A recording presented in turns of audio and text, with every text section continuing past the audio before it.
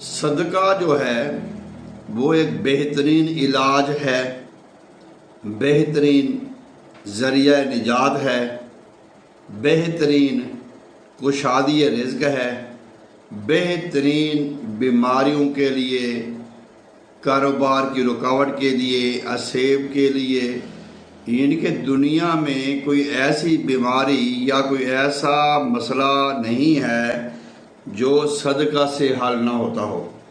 حدیث پاک کا مفہوم بھی ہے کہ تم اپنے بیماروں کا علاج صدقہ سے کیا کرو۔ آج ہم قرآن پاک سے پڑھیں گے کہ صدقہ کی جو اہمیت ہے اور صدقہ کے جو فیض و برکات ہیں وہ اللہ تعالیٰ نے ہمیں کس انداز سے ہمیں سمجھائے ہیں۔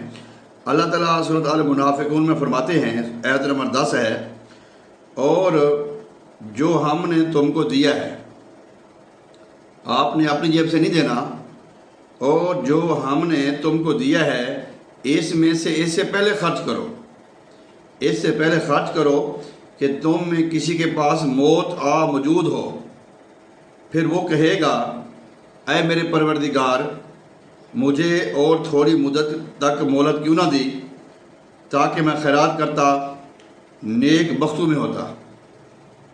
بندہ کہے گا کہ اللہ تعالیٰ مجھے آپ موقع دیتا، میں خیرات کرتا، صدقہ کرتا، یعنی کہ یہ ایک پچھتاوا ہوگا مرنے کے بعد قبر میں، حشر میں۔ کیوں نہ آج ہمارے پاس زندگی ہے، ہم اللہ کی راہ میں خرچ کریں اور بہترین انعام، صلہ، شفا، کامیابی ہم پائیں۔ اللہ تبارک و تعالی سورۃ بقرہ آیت نمبر 219 میں فرماتے ہیں، اے محبوب صلی اللہ علیہ وآلہ وسلم، لوگ آپ سے دریافت کرتے ہیں کہ ہم جو خیرات کریں کتنی خیرات کریں، تو آپ صلی اللہ علیہ وسلم فرما دیجئے جتنا ضرورت سے زائد ہو وہ سارا اللہ کی راہ میں دے دو۔ اگر آپ تنخواہ دار ہیں، مہینے میں جو آپ کو تنخواہ ملتی ہے اس میں آپ اپنے گھر کے اخراجات، ٹریولنگ کے اخراجات، بچوں کی فیس، مکان کے اخراجات، دودھ، راشن پانی کے اخراجات نکال کے باقی جو پروفٹ بچتا ہے وہ اللہ کی راہ میں دے دیں، اس سے آپ کافی حد تک بچ جائیں گے۔ نہیں تو آج کل ہمارے پیسے، یہ گاڑیوں کے چلان، ہسپتالوں کی ادویات، ڈاکٹروں کی فیسیں، لیبارٹریوں کے ٹیسٹ، اور یہ عدالتیں، مقدمات، حسد، بغض، یہ ہمارا پیسہ لگا دیں گے پھر اس طرف۔ اگر ہم اس طرف نہیں کرو گے تو اس طرف آپ کا پیسہ خرچ ہو جائے گا جو پھر یہ حرام ہوگا۔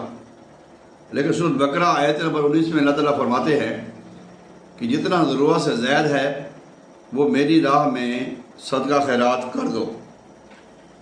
سورۃ آل عمران آیت نمبر 92 میں اللہ تعالیٰ فرماتے ہیں، تم ہرگز نیکی کو نہیں پہنچو گے، یعنی کہ تم نیکی کے مقام تک نہیں پہنچ سکتے۔ ہم کوئی بھی عبادت کرتے ہیں، کوئی بھی ہم نیک عمل کرتے ہیں، تم نیکی کو ہرگز نہیں پہنچو گے جب تک تم اس چیز کو خرچ نہ کرو جس سے تم محبت کرتے ہو، یعنی کہ جو چیز آپ کو پیاری ہے، جس سے آپ محبت کرتے ہو، اس کو آپ اللہ کی راہ میں قربان کرو، پھر آپ نیکی کو پہنچ جاؤ گے۔ سورۃ آل انفال آیت نمبر 60 اللہ تعالیٰ فرماتے ہیں، اور جو شے تم اللہ کی راہ میں خرچ کرو گے اس کا ثواب تمہیں پورا دیا جائے گا، اور وہ تم پہ ظلم بھی نہیں کیا جائے گا، اللہ تعالیٰ تمہیں سزا بھی نہیں دے گا۔ لیکن اس کے دو طریقے ہیں۔ اگر ہمارا ارادہ ہے کہ ہمارا نام ہو کہ فلانا بڑا سخی ہے، فلانا بڑا نیک ہے، واہ واہ ہو، بلے بلے ہو، پھر تو تم سب سے پہلے جاؤ گے دوزخ میں، سیدھی سی بات ہے۔ سخی دوزخ میں سب سے پہلے جائے گا نا، جو کہتا تھا میرا نام ہو، میری بلے بلے ہو، میری واہ واہ ہو۔ اگر تم اللہ کی راہ میں اللہ کی رضا کے لیے اللہ کے خوف سے دو گے کہ ایک ہاتھ سے دو، دوسرے ہاتھ کو پتہ بھی نہ لگے، تو اللہ تعالیٰ آپ کو پورا اس کا اجر دے گا، دگنا تگنا دے گا، بلکہ کہتے ہیں 10 دنیا میں دے گا اور 70 آخرت میں دے گا۔ سورۃ بقرہ میں اللہ تعالیٰ فرماتے ہیں، آیت نمبر ہے 266، 246 اللہ تعالیٰ فرماتے ہیں، کمی پیشی معاف فرمائے، جو لوگ اللہ کی راہ میں اپنے مال خرچ کرتے ہیں پھر اس خرچ کے پیچھے نہ احسان جتاتے ہیں، جیسے میں نے پہلے عرض کی ہے کہ میں نے یہ صدقہ کیا، میں نے وہ کیا۔ ایک ہمارا ٹک ٹاک پہ بہت زیادہ لوگ ہیں، ایک وہ سرگودے والا بھی ہے، ماؤں بہنوں کو بیٹیوں کی ویڈیو چڑھا دے گا، اور وہ تو خدمت کرتا ہی نہیں ہے اس وقت۔ ہمارے بھی کچھ لوگ گئے ہیں اس سے ہیلپ لینے کے لیے، انہوں نے کہا بھی ویڈیو ہم نہیں بنوائیں گے، نہیں پھر امداد کس چیز کی؟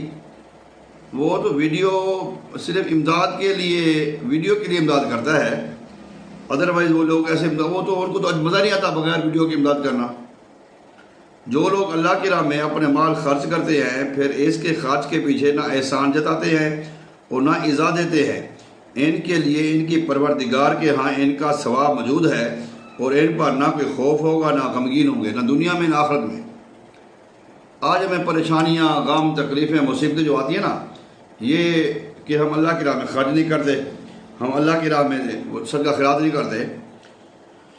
ہاں، الحدید ہے، سورۃ الحدید آیت نمبر 18 میں اللہ تعالیٰ فرماتے ہیں، بے شک صدقہ دینے والے مرد اور صدقہ دینے والی عورتیں جنہوں نے اللہ کو قرض حسنہ دیا، اللہ تعالیٰ ان کو دوگنا دیا جائے گا، اور ان کے لیے عزت کا اجر ہے۔ ان کے اجر اللہ تعالیٰ دیتا ہے نا، جب آپ اللہ کے راہ میں خرچ کرتے ہو تو اس سے آپ کی عزت بڑھتی ہے، آپ شو نہ کرو، پبلسٹی نہ کرو، اس سے آپ کا رزق بھی اضافہ ہوگا، اور اس سے آپ کی عزت بھی بڑھے گی، اس سے آپ کو سکون بھی ہوگا۔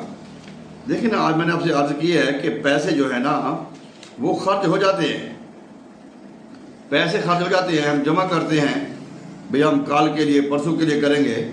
حدیث پاک کا مفہوم ہے، حضرت بلال رضی اللہ تعالیٰ عنہ کے پاس سرکار علماء تشریف لائے۔ حدیث پاک کچھ ایسے ہے کہ حضرت ابو ہریرہ رضی اللہ تعالیٰ کہتے ہیں کہ حضور اقدس صلی اللہ علیہ وآلہ وسلم حضرت بلال حبشی رضی اللہ عنہ کے پاس تشریف لائے تو ان کے پاس کھجوروں کا ایک ڈھیر لگا ہوا تھا۔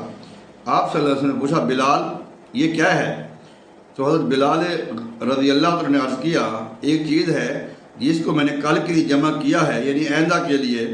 تو آپ صلی اللہ علیہ وآلہ وسلم نے فرمایا، تو اس سے نہیں ڈرتا کہ قیامت کے دن دوزخ میں اس کا بخار بنے؟ اے بلال، اس کو خرچ کر دے، عرش عظیم کے مالک سے فقر و افلاس کی امید خوف نہ رکھ۔ تو آج جتنی بھی بیماریاں ہیں، بچوں میں بیماریاں ہیں، بڑوں میں بیماریاں ہیں، بوڑھوں میں بیماریاں ہیں، تقریباً ہر گھر میں بیماری ہے۔ تو ایک نتیجے تک ہم پہنچے ہیں کہ صدقے کی روک نے ہم کو یہاں تک پہنچایا ہے۔